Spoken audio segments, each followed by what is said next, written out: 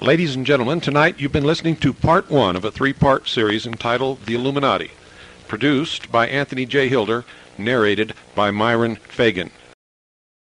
Now, in order to give you a very clear picture of this satanic plot, I will go back to its beginning, clear back in the middle of the 18th century, and name the men who put that plot into action, and then bring you down to the present, today's status of that plot. However, the vitally important thing for all Americans, all you mothers of the boys who died in Korea and are now dying in Vietnam, to know is that our so-called leaders in Washington, whom we elected to safeguard our nation and our Constitution, are the betrayers, and that behind them are a comparatively small group of men whose sole objective is to enslave the whole world of humanity in their satanic plot of one world government. Now, as a matter of further intelligence, a term used by the FBI, let me clarify the meaning of the expression, "he is a liberal." The enemy, meaning the one world conspirators, have seized upon that word liberal as a cover-up for their activities. It sounds so innocent and so humanitarian to be liberal.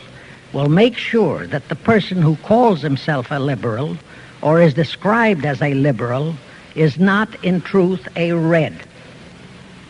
Now then, this satanic plot was launched back in the 1760s when it first came into existence under the name of the Illuminati. This Illuminati was organized by one Adam Weishaupt, born a Jew, who was converted to Catholicism and became a Catholic priest, and then, at the behest of the then newly organized House of Rothschild, defected and organized the Illuminati. Naturally, the Rothschilds financed that operation. And every war since then, beginning with the French Revolution, has been promoted by the Illuminati operating under various names and guises.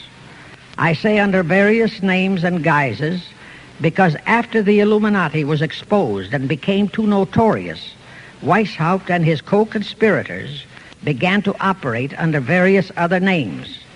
In the United States, immediately after World War I, they set up what they called the Council on Foreign Relations, commonly referred to as the CFR. And this CFR is actually the Illuminati in the United States.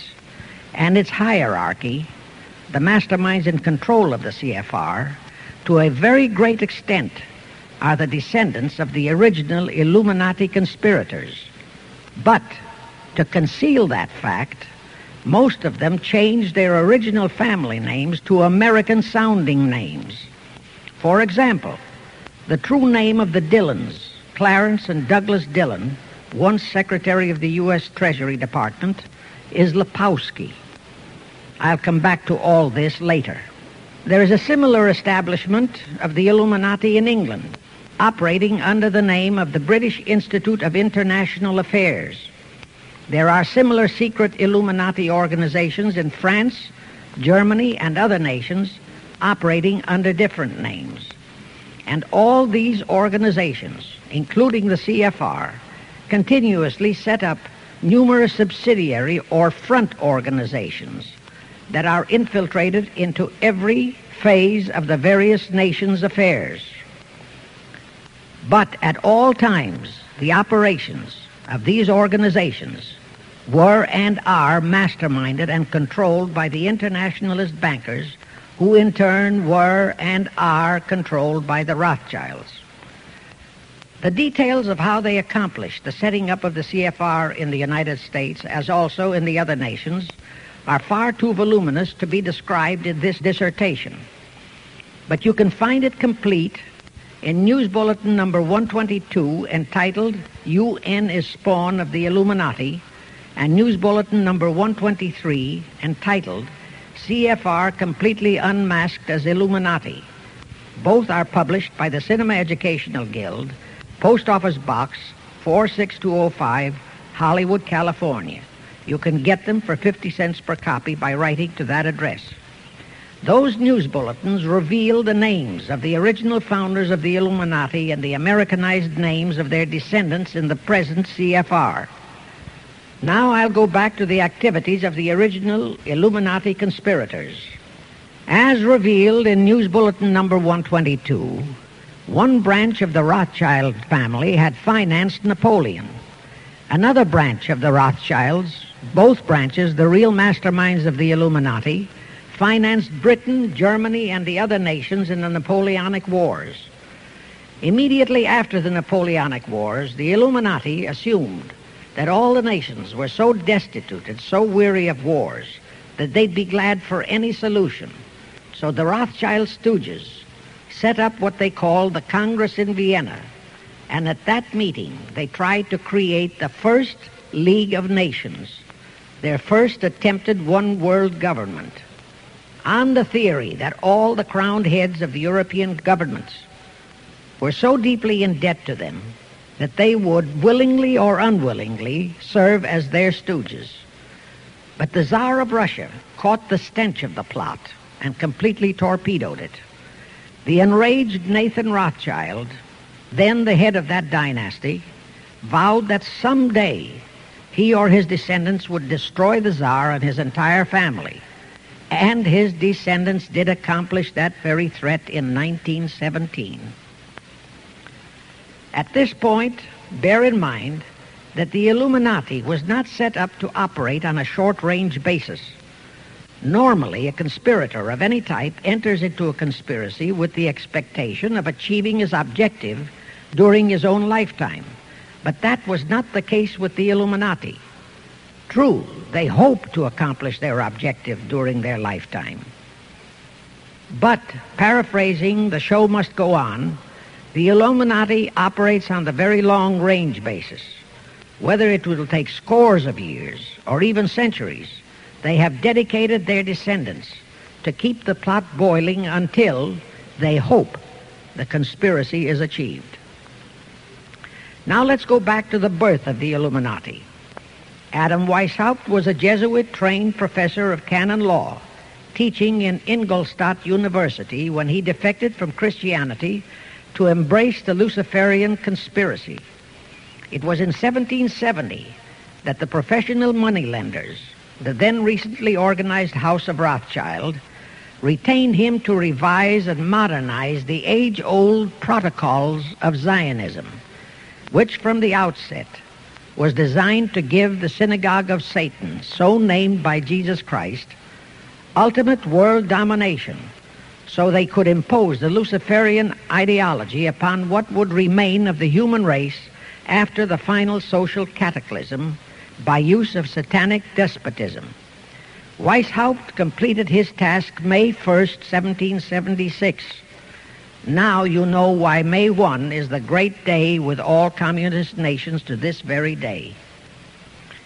That was the day, May 1, 1776, that Weishaupt completed his plan and officially organized the Illuminati to put the plan into execution.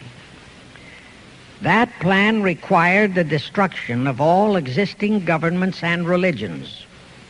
That objective was to be reached by dividing the masses of people whom he, Weishaupt, termed Goyim, or human cattle, into opposing camps in ever-increasing numbers on political, social, economic, and other issues, the very conditions we have in our country today.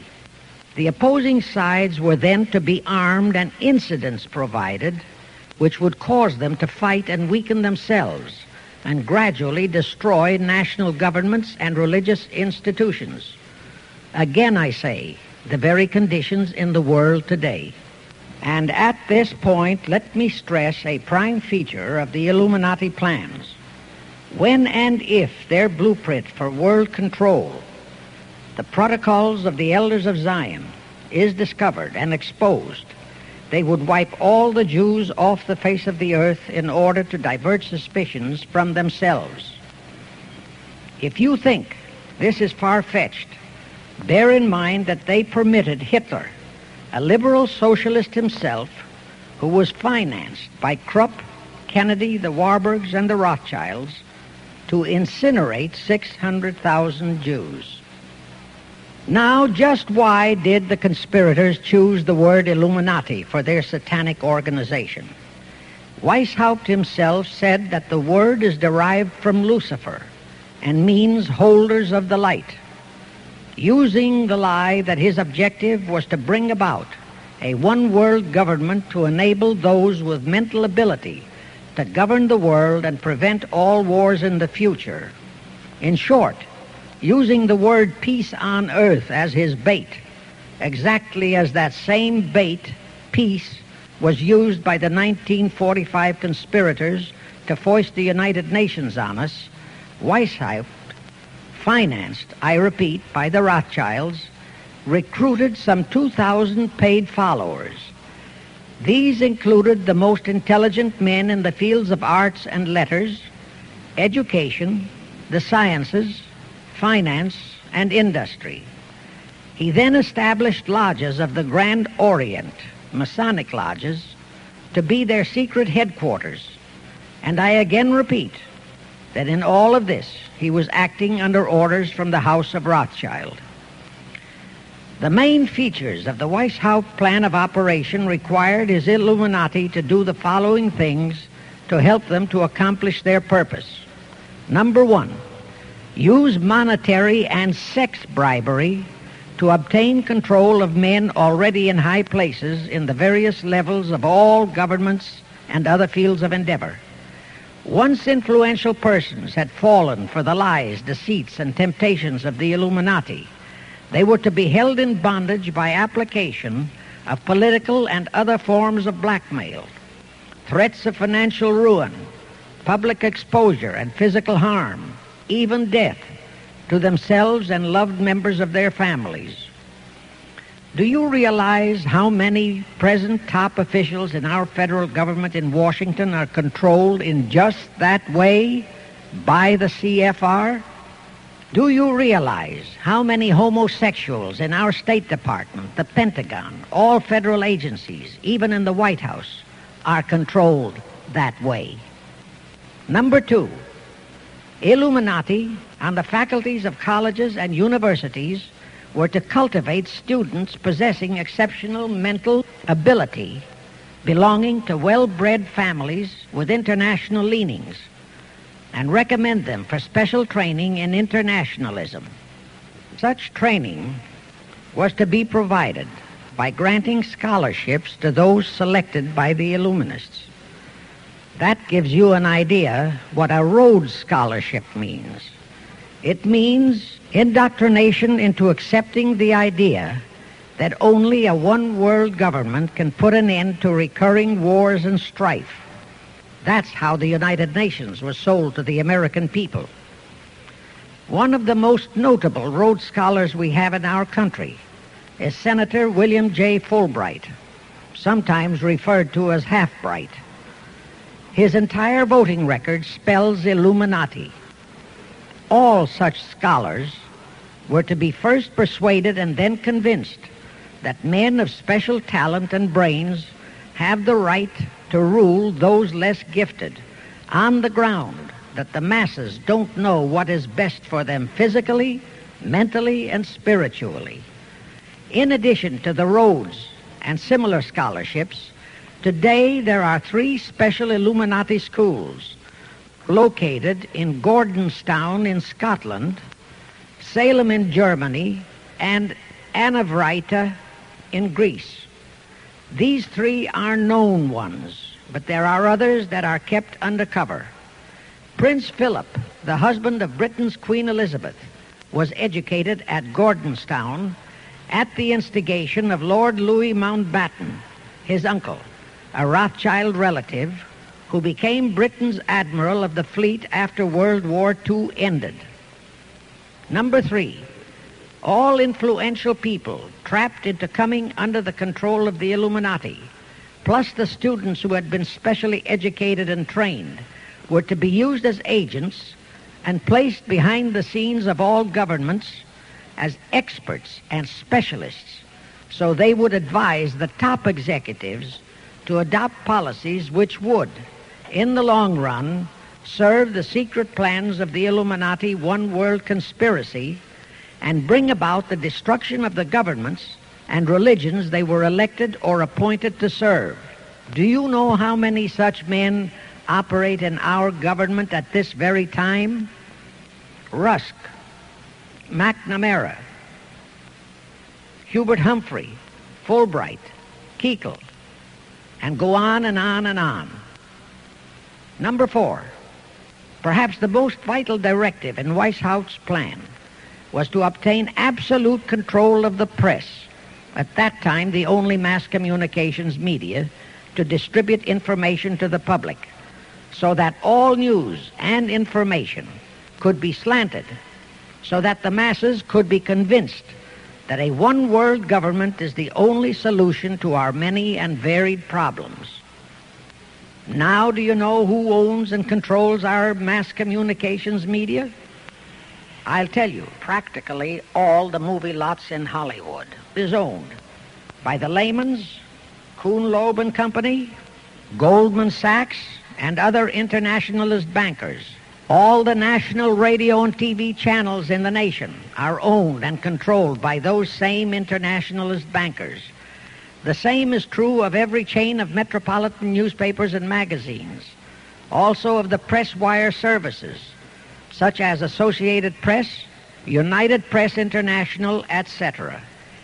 The supposed heads of all those media are merely the fronts for the internationalist bankers, who in turn compose the hierarchy of the CFR, today's Illuminati in America.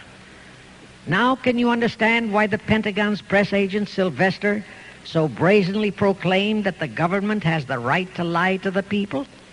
What he really meant was that our CFR-controlled government had the power to lie to and be believed by the brainwashed American people. And let's again go back to the first days of the Illuminati.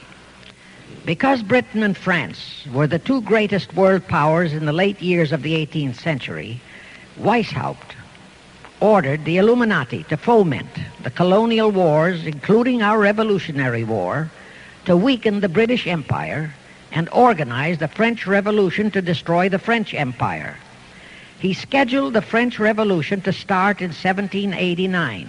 However, in 1784, a true act of God placed the Bavarian government in possession of evidence which proved the existence of the Illuminati, and that evidence could have saved France if they, the French government, hadn't refused to believe it. Here is how that act of God happened. It was in 1874 that Weishaupt issued his orders for the French Revolution. A German writer named Zwack put it into book form. It contained the entire Illuminati story and Weishaupt's plans. A copy of this book was sent to the Illuminists in France, headed by Robespierre, whom Weishaupt had delegated to foment the French Revolution. The courier was struck and killed by lightning as he rode through Ralston on his way from Frankfurt to Paris. The police found the subversive documents on his body and turned them over to the proper authorities. After careful study of the plot, the Bavarian government ordered the police to raid Weishaupt's newly organized lodges of the Grand Orient and the homes of his most influential associates.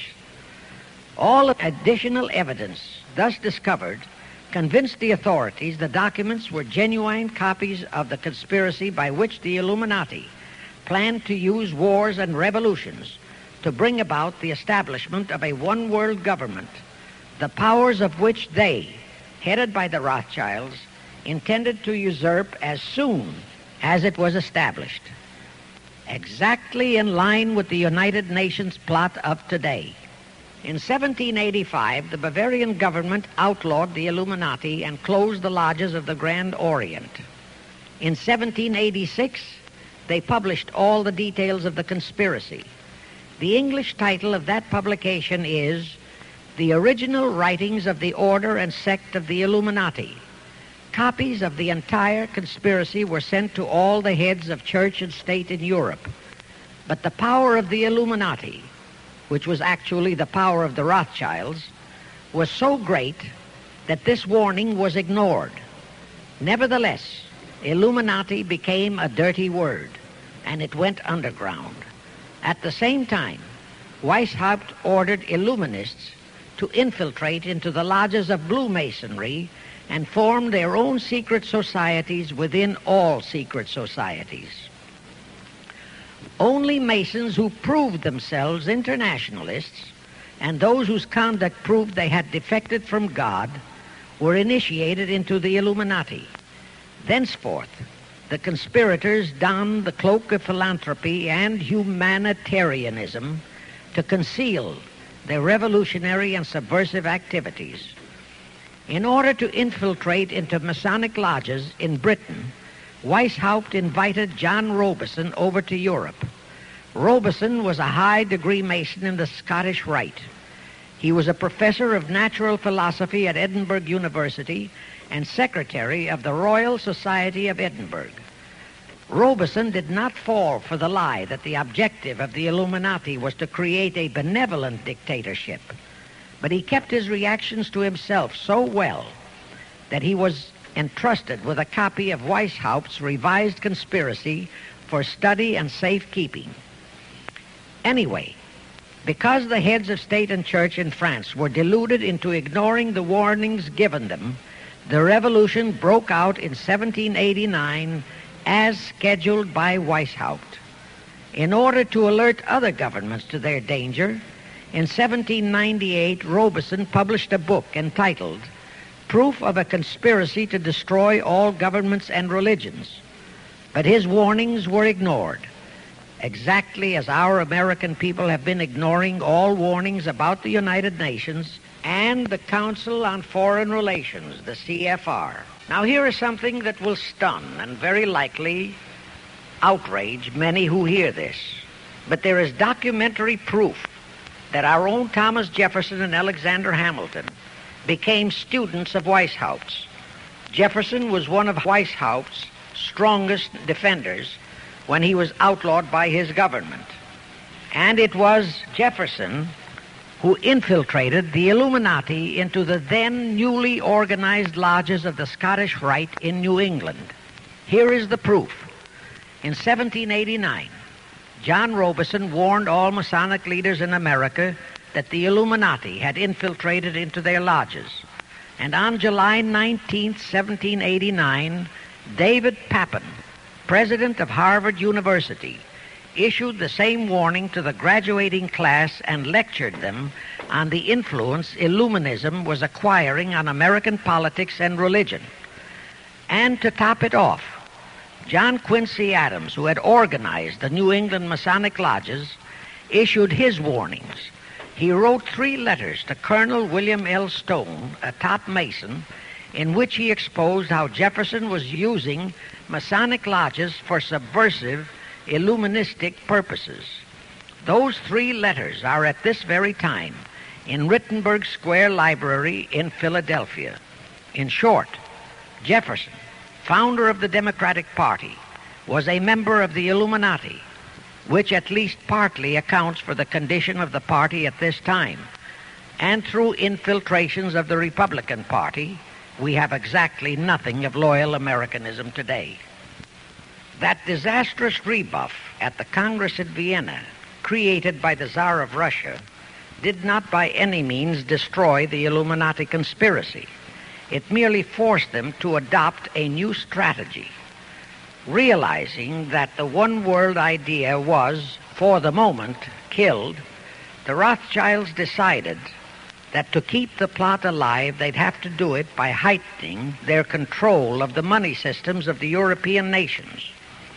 Earlier, by a ruse, the outcome of the Battle of Waterloo had been falsified. Rothschild had spread a story that Napoleon had won that battle. That had precipitated a terrific panic on the stock market in England. All stocks had plummeted down to practically zero, and Nathan Rothschild bought all the stocks for virtually a penny on its dollar values. That gave him complete control of the economy of Britain and virtually of all Europe. So immediately after that Congress in Vienna had boomeranged, Rothschild forced Britain to set up a new Bank of England, which he absolutely controlled, exactly as later, through Jacob Schiff, he engineered our own Federal Reserve Act, which gave the House of Rothschild a secret control of the economy in the United States.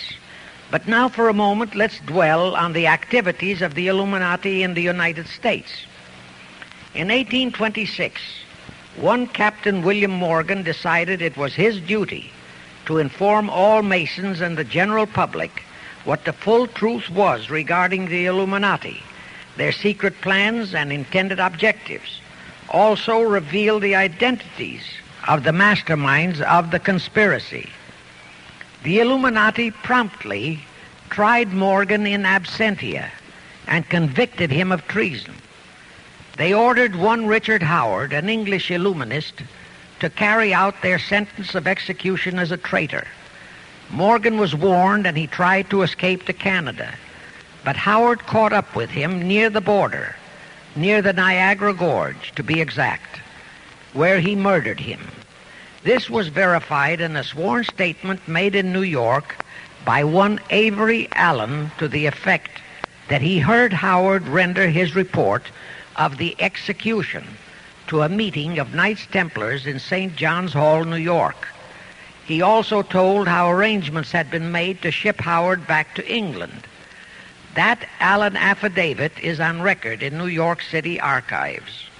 Very few Masons and very few of the general public know that general disapproval over that incident of murder caused approximately half of all the Masons in the northern jurisdiction of the United States to secede. Copies of the minutes of the meeting held to discuss that matter are still in existence in safe hands, and that all that secrecy emphasizes the power of the masterminds of the Illuminati to prevent such terrible events of history from being taught in our schools. In the early 1850s, the Illuminati held a secret meeting in New York, which was addressed by a British Illuminist named Wright. Those in attendance were told that the Illuminati was organizing to unite the nihilist and atheist groups with all other subversive groups into an international to be known as communists. That was when the word communist first came into being, and it was intended to be the supreme weapon and scare word to terrify the whole world and drive the terrorized peoples into the Illuminati one world scheme. This scheme, communism, was to be used to enable the Illuminati to foment future wars and revolutions.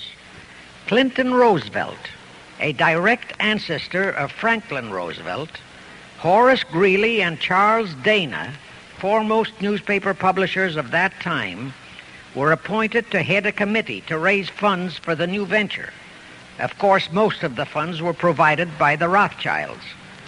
And this fund was used to finance Karl Marx and Engels when they wrote Das Kapital and the Communist Manifesto in Soho, England. And this clearly reveals that communism is not a so-called ideology, but a secret weapon, a bogeyman word to serve the purpose of the Illuminati. Weishaupt died in 1830, but prior to his death he prepared a revised version of the age-old conspiracy, the Illuminati, which under various aliases was to organize, finance, direct, and control all international organizations and groups by working their agents into executive positions at the top. In the United States, we have Woodrow Wilson, Franklin Roosevelt, Jack Kennedy, Johnson, Rusk, McNamara, Fulbright, etc. as prime examples. In addition, while Karl Marx was writing the Communist Manifesto under the direction of one group of Illuminists, Professor Karl Ritter of Frankfurt University was writing the antithesis under direction of another group. The idea was that those who direct the overall conspiracy could use the differences in those two so-called ideologies to enable them to divide larger and larger members of the human race into opposing camps so that they could be armed and then brainwashed into fighting and destroying each other, and particularly to destroy all political and religious institutions. The work Ritter started was continued after his death and completed by the German so-called philosopher Friedrich Wilhelm Nietzsche, who founded Nietzscheism. This Nietzscheism was later developed into fascism and then into Nazism, and was used to foment World Wars I and II. In 1834, the Italian revolutionary leader Giuseppe Mazzini was selected by the Illuminati to direct their revolutionary program throughout the world. He served in that capacity until he died in 1872. But some years before he died, Mazzini had enticed an American general named Albert Pike into the Illuminati. Pike was fascinated by the idea of a one-world government, and ultimately he became the head of this Luciferian conspiracy. Between 1859 and 1871, Pike, worked out a military blueprint for 3 world wars and various revolutions throughout the world, which he considered would forward the conspiracy to its final stage in the 20th century. Again, I remind that these conspirators were never concerned with immediate success. They always operated on a long-range view. Pike did most of his work in his home in Little Rock, Arkansas. But a few years later, when the Illuminati's lodges of the Grand Orient became suspect and repudiated because of Mazzini's revolutionary activities in Europe, Pike organized what he called the New and Reformed Palladian Rite. He set up 3 supreme councils, one in Charleston, South Carolina, one in Rome, Italy, and the 3rd in Berlin, Germany. He had Mazzini establish 23 subordinate councils in strategic locations throughout the world. These have been the secret headquarters of the world revolutionary movement ever since. Long before Marconi invented radio, the scientists in the Illuminati had found the means for Pike and the heads of his councils to communicate secretly. It was the discovery of that secret that enabled intelligence officers to understand how apparently unrelated incidents, one such as the assassination of an Austrian prince at Sarajevo, took place simultaneously throughout the world, which developed into a war or a revolution. Pike's plan was as simple as it has proved effective. It called for communism, Nazism, political Zionism, and other international movements be organized and used to foment 3 global world wars and at least 2 major revolutions. The First World War was to be fought so as to enable the Illuminati to destroy Tsarism in Russia, as vowed by Rothschild after the Tsar had torpedoed his scheme at the Congress in Vienna, and to transform Russia into a stronghold of atheistic communism. The differences stirred up by agents of the Illuminati between the British and German empires were to be used to foment this war. After the war would be ended, communism was to be built up and used to destroy other governments and weaken religions. World War II, when and if necessary, was to be fomented by using the controversies between fascists and political Zionists. And here let it be noted that Hitler was financed by Krupp, the Warburgs, the Rothschilds, and other internationalist bankers, and that the slaughter of the supposed 600,000 Jews by Hitler didn't bother the Jewish internationalist bankers at all. That slaughter was necessary in order to create worldwide hatred of the German people and thus bring about the war against them. In short, this Second World War was to be fought to destroy Nazism and to increase the power of political Zionism so that the State of Israel could be established in Palestine. During this World War II, international communism was to be built up until it equaled in strength that of united Christendom. When it reached that point, it was to be contained and kept in check until required for the final social cataclysm.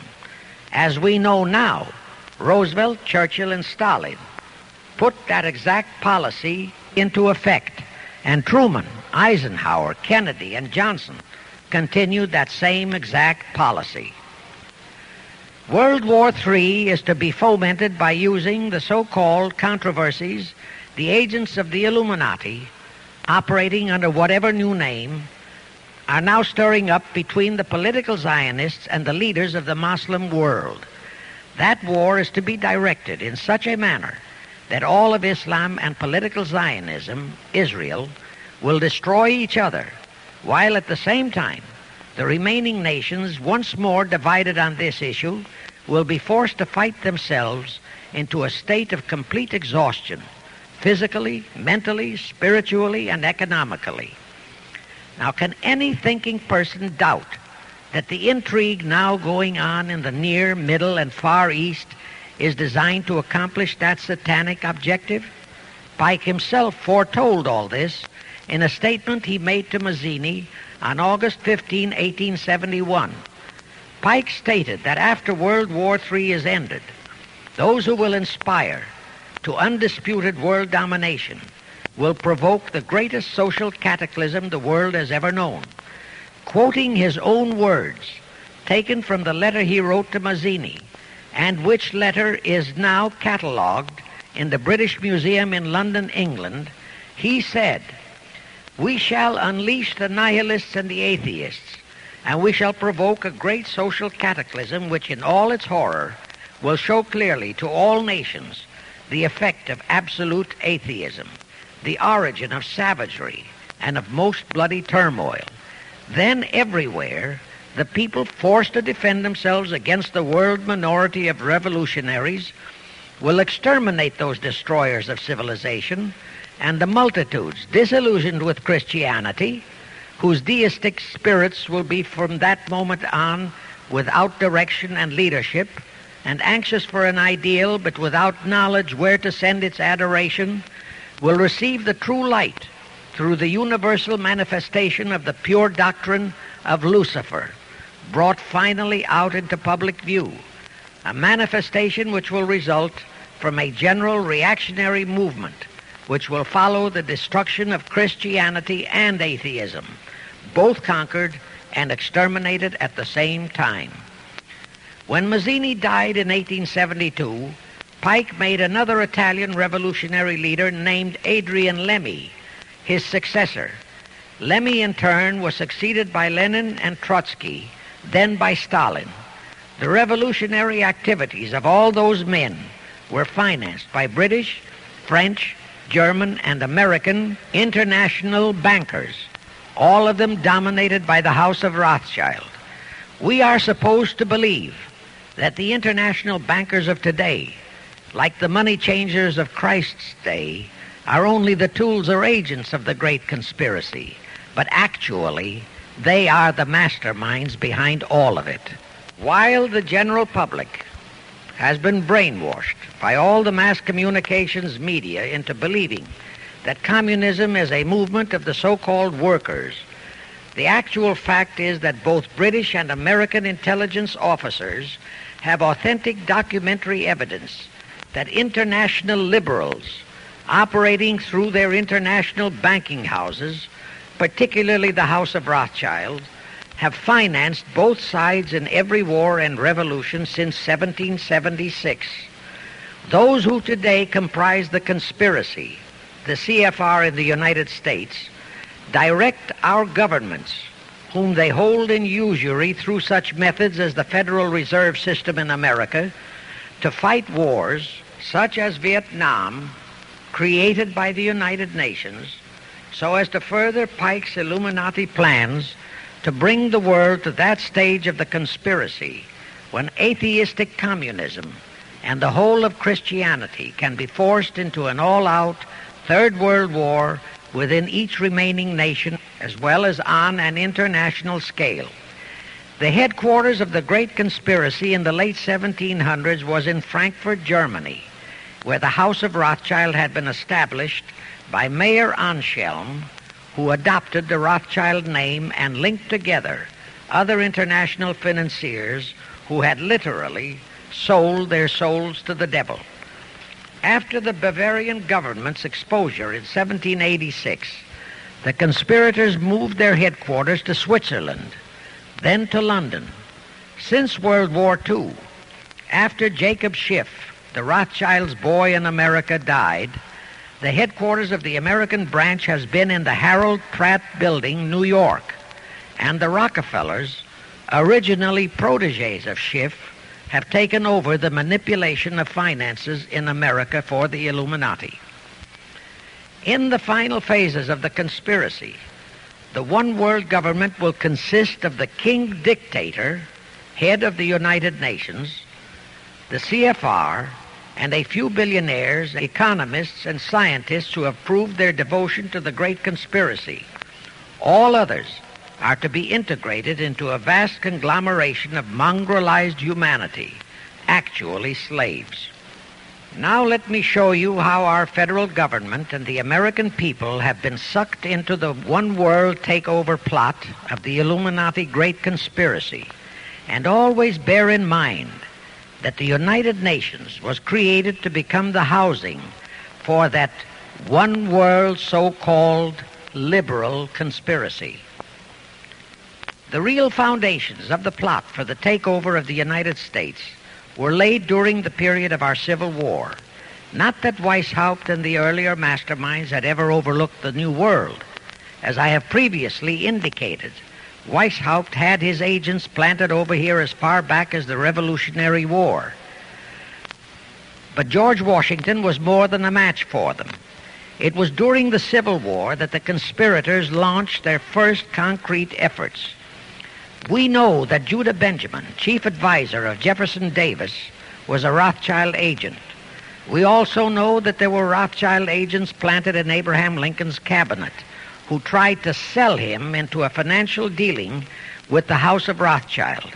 But old Abe saw through the scheme and bluntly rejected it, thereby incurring the undying enmity of the Rothschilds, exactly as the Russian Tsar did when he torpedoed their first League of Nations at the Congress in Vienna. Investigation of the assassination of Lincoln revealed that the assassin, Booth, was a member of a secret conspiratorial group. Because there were a number of highly important government officials involved, the name of the group was never revealed, and it became a mystery, exactly as the assassination of Jack Kennedy still is a mystery. But I am sure it will not for long remain a mystery. Anyway, the ending of the Civil War destroyed, temporarily, all chances of the House of Rothschild to get a clutch on our money system, such as they had acquired in Britain and other nations in Europe. I say temporarily because the Rothschilds and the masterminds of the conspiracy never quit. So they had to start from scratch, but they lost no time in getting started. Shortly after the Civil War, a young immigrant who called himself Jacob H. Schiff arrived in New York. Jacob was a young man with a mission for the House of Rothschild. Jacob was the son of a rabbi, born in one of Rothschild's houses in Frankfurt, Germany. I won't go deeply into his background. The important point is that Rothschild recognized in him not only a potential money wizard, but more important, he also saw the latent Machiavellian qualities in Jacob that could, as it did, make him an invaluable functionary in the great one-world conspiracy. After a comparatively brief training period in the Rothschilds' London bank, Jacob left for America with instructions to buy into a banking house, which was to be the springboard to acquire control of the money system of the United States.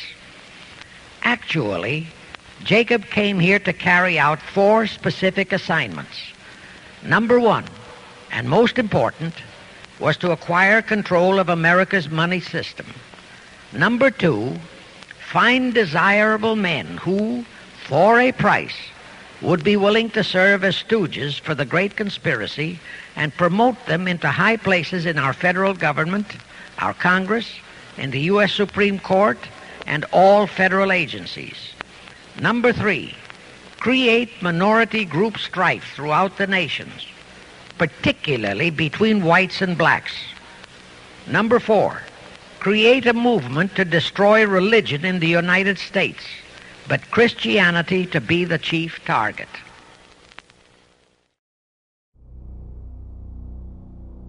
Because after the Illuminati was exposed and became too notorious, Weishaupt and his co-conspirators began to operate under various other names.